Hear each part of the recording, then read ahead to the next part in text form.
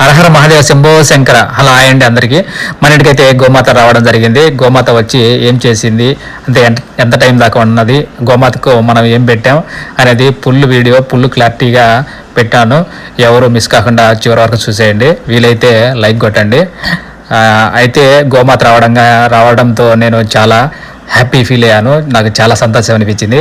అంటే గోమాత మన ఇంటి లోపలికల్లా వచ్చేసింది అనమాట. ఇది హాల్ చూస్తున్నారు కదా. నేనైతే అంటే పండ్లు పెట్టాను మన గోమాతకి. తర్వాత వచ్చేసి ఇంకా గోమాతతో నేను కాసేపు అలా టైం స్పెండ్ చేశాను.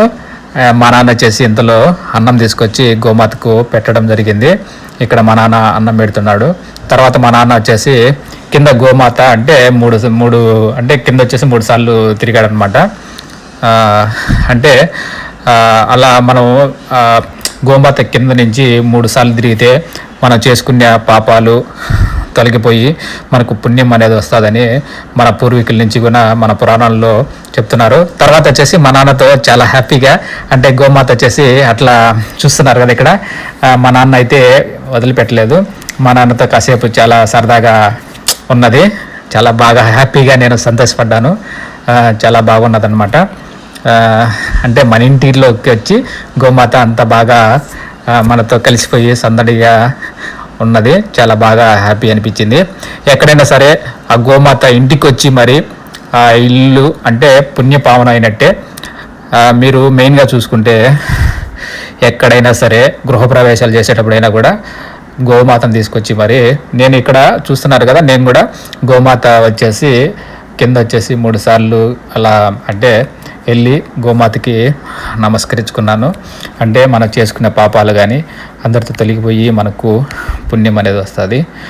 అట్లా అంటే మన పురాణాల నుంచి కూడా మన హిందూ ధర్మంలో మనకు తెలిసిందే అదన్నమాట. రెండోది వచ్చేసి అంటే గోమాత గురించి చెప్పాలనుకుంటున్నాను.